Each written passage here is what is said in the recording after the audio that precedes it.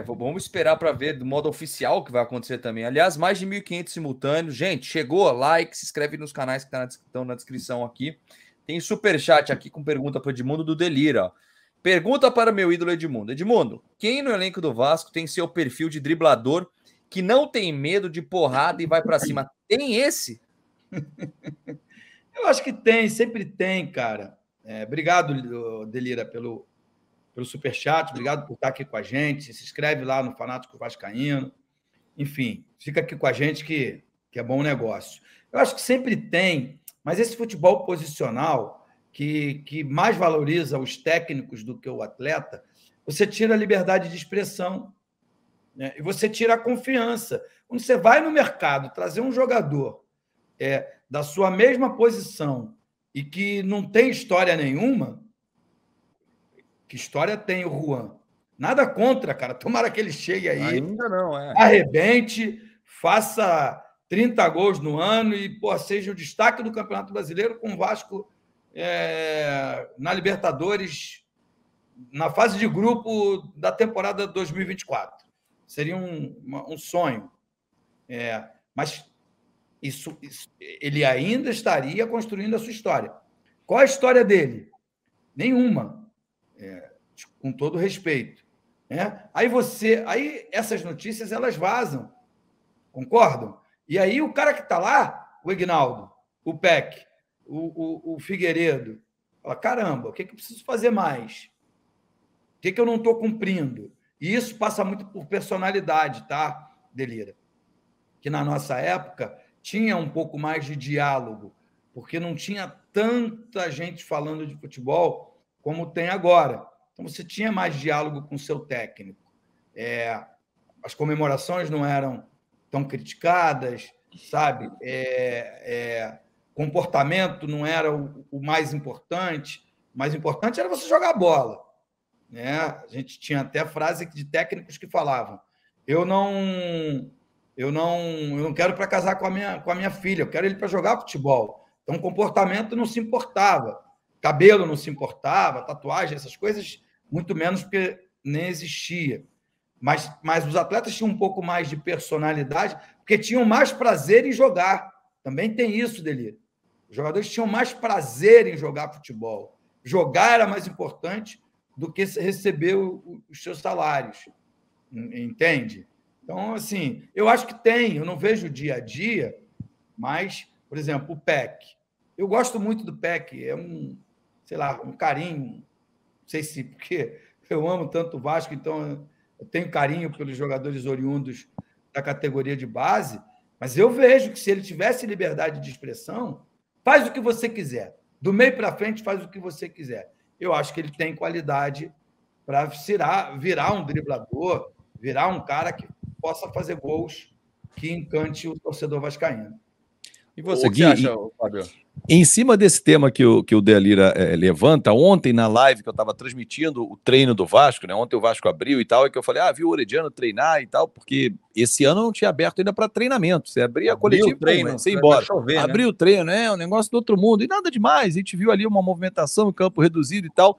Aí muita gente questionando a condição física do Orediano. Ele é muito magrinho, esse cara tem que encorpar e tal. E aí eu usei uma explicação, e o Edmundo pode nos ajudar nisso. Falei, olha, gente, tem que respeitar a característica de cada um. Vamos dizer, engordar o Orediano, botar massa magra nele, o cara ficar um Lewandowski, ele vai perder a mobilidade, vai perder a agilidade, a velocidade dele. Então você tem que entender que ele nunca vai ser um cara grandão. Então ele vai ter a sua limitação. Claro que o Vasco vai fazer um trabalho, e isso é de longo prazo, para que ele possa ir ganhando cada vez mais corpo. O próprio Gabriel Peck é um exemplo disso. Ano a ano você observa ele mais forte fisicamente. Mas não é aquele animal, o cara gigante. Mas, por exemplo, o Edmundo nunca foi um cara grandão, mas a compreensão física dele, você via que ele no choque, ele aguentava mais a pancada, mas era o biotipo dele.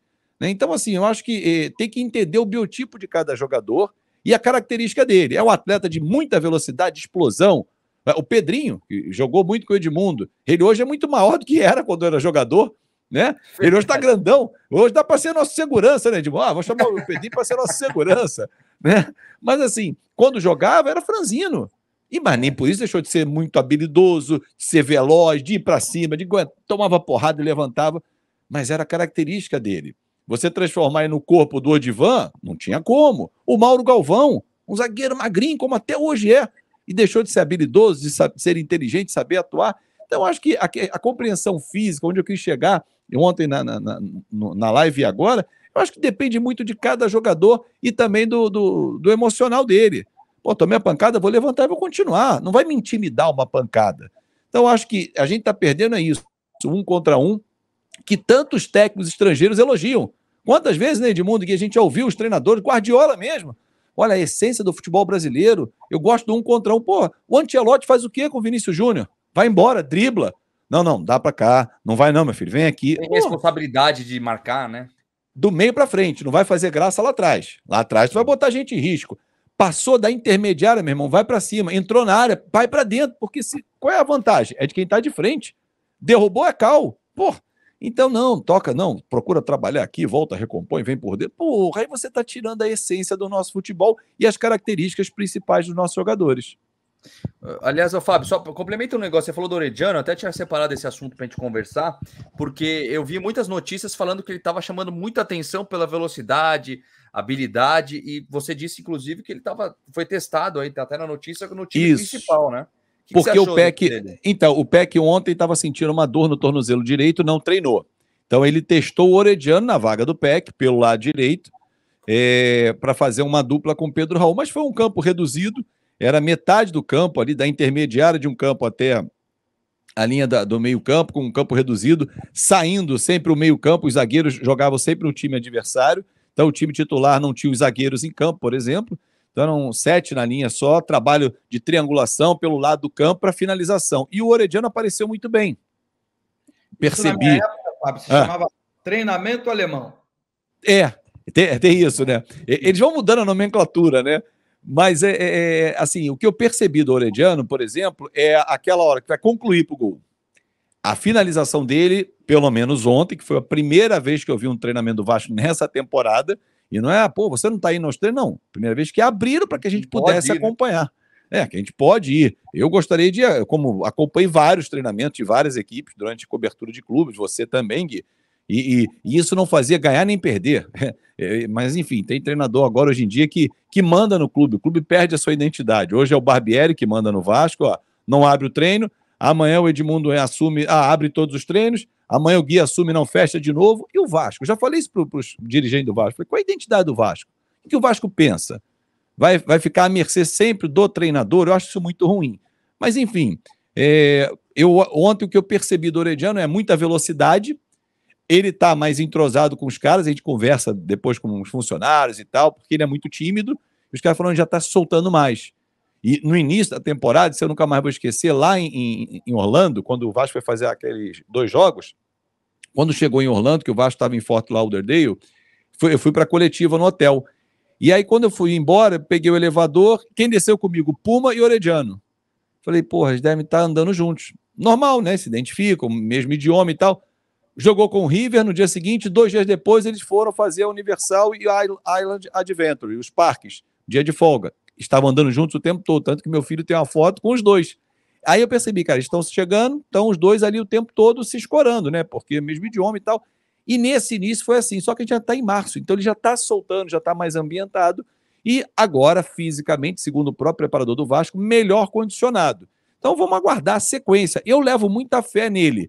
Mas também entendo que é uma adaptação, uma mudança de carga de treinamento. Com certeza o Edmundo teve isso quando foi para a Itália, quando foi para o Japão. São diferenças, né? E às vezes a adaptação de um não é do mesmo tempo do outro, por N motivos.